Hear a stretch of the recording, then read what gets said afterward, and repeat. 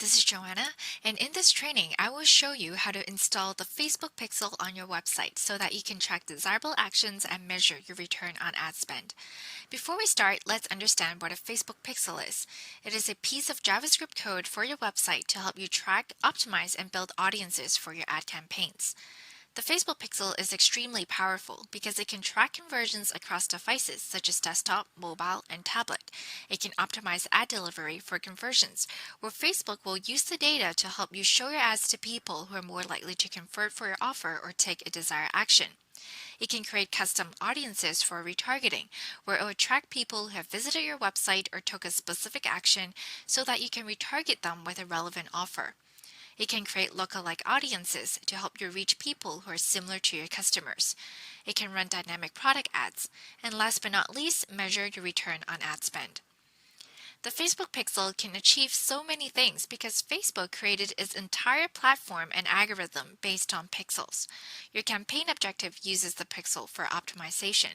So if your ad objective is to increase sales, the pixel will optimize your ads to people in your target audience who are more likely to purchase from you. As you can see, the pixel is very important, and if you install the pixel incorrectly, you'll end up with inaccurate data and wasted ad spend. So before I show you how to install the pixel, it is important to know that it is comprised of two elements. The first is the pixel base code, which is represented by the blue bracket you see in the image. And then there's the event code or the standard event code as represented by the green bracket.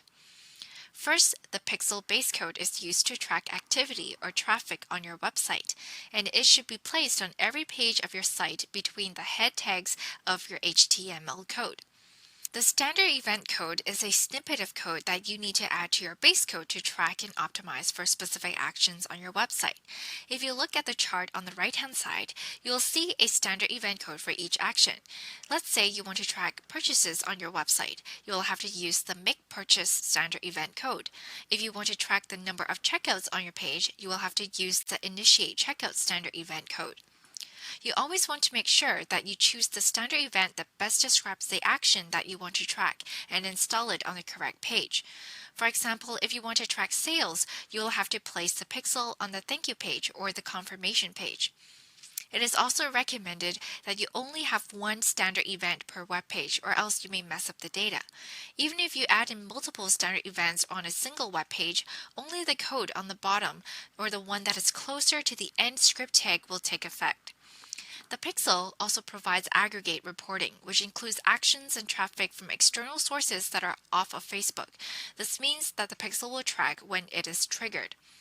Now, currently, there are 9 standard events in total, which includes key page view, search, add to cart, add to wish list, initiate checkout, add payment info, make purchase, lead, and complete registration. So to create a Facebook Pixel, go to your Ads Manager, and at the top, click on the All Tools menu and click Pixel. Then click on the green Create a Pixel button. Each ad account only has one pixel, so you want to name it to represent your business. Then check the box to agree with Facebook's pixel terms, then click Next. Copy the base code and then paste it on every page of your website before the end head tag of your website HTML code. Then, if you want to add in a standard event, go back to the Pixels page, then click on the Action drop-down menu and click View Pixel Code. You will then be prompted to a 3-step wizard. You want to skip to the second step called Install Event Code, then click on the Basics tab and find the standard event that you wish to use. Then hover your mouse over the standard event code and then click Copy Code to Clipboard. Then go back to the HTML code of the relevant web page and then paste the standard event code before the end script tag of your pixel base code. Now, what if the action that you want to track is not part of the 9 available standard event code? What you can do is use the custom conversion pixel. It does exactly what the Facebook pixel with standard event does, except there's 2 main differences. First, you can track and optimize actions beyond the 9 standard events by using URL rules. You can also set separate tracking results based on specific actions instead of having aggregate reporting results. Other reasons why you may want to use the custom conversion is if you cannot add standard events to your website, or you want to split or customize your standard or custom event code. So let's take this as an example. Let's say you sell watches online and you've expanded your product line to sell jewelry as well. You're interested to know whether your website visitors are checking out the jewelry collections page. So instead of using the view content standard event code, which tracks all page views, you created a custom conversion URL equal rule to track views on the exact jewelry collections page. So to create a custom conversion, you want to go to Ads Manager, click on the All Tools menu at the top, and then click Custom Conversion. Then click on the green Create Custom Conversion button. Then set a rule for your custom conversion. You can set it with URL contains by adding in specific URL keywords. Each time traffic goes to the page with the specified keywords in the URL, then the action will be tracked. Alternatively, you can set URL rule based on URL equals. This is where you can add the exact landing page URL. It is recommended that you use this for more accurate data. Then what you want to do is select a category that best describes the rule that you want to track. It helps Facebook to optimize for ad delivery as well.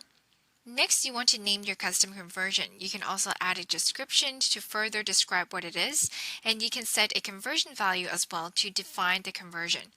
Then once you're done, click Create. Each ad account are allowed 40 custom conversions, and once you create one, you can only edit the name, description, and conversion value, but you cannot change the URL rule or the category. If you need more custom conversions, what you can do is delete some of them and create new ones. And in order for the custom conversion to work, your Facebook pixel base code have to be on the page that you want to track.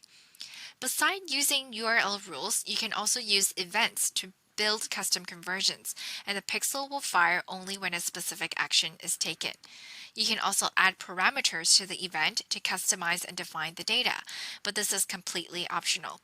The events and parameters available will also be based on the standard or custom event that you have added to your pixel base code. So let's say that you want to track all purchases that are above $50 so that you can create a retargeting list to give them a discount later on.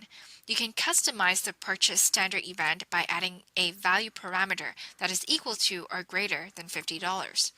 Now, you don't really need to worry about custom conversions unless you want to customize your tracking data or you want to track an action that is beyond the 9 available standard event. So now that you know how to install the Pixel, we want to see if it is working properly. What you want to do is visit the page that you want to trigger the code. Then go back to the Pixels page to see if the Pixel status is active or not. If it is active, it will show a green dot. It may take up to 20 minutes for the status to change after installing it, so you may need to give it some time. However, if after 20 minutes the status still says no activity yet, it means that your Pixel has been installed incorrectly. And to help you out, what you can do is download Facebook's Pixel Helper to assist you, which is basically a free Chrome app extension to check if the Pixel has been installed. Now that I showed you how to install the Facebook Pixel the hard way, there is actually an easy way for those of you who are using Shopify. So to do this, you want to log into your Shopify store, then click Online Store, then click Preferences. Then scroll down to the page that says Facebook Pixel, and then paste your Pixel ID in the field box, and then click Save. And then that's it. Automatically, it will track 6 standard events for you, which includes view content for both product and collection view, add to cart, initiate checkout, search, add payment info, and purchase. So now onto our tips. You want to use the Facebook Pixel over custom conversions to get more accurate data, and this is also recommended by Facebook as well. And if you have previously installed Facebook Pixel on your Shopify website, remember to remove all existing pixels first before integrating it through the Pixel ID method. And more importantly, have all your pixels installed before advertising so that you can track all actions on your website and optimize accordingly.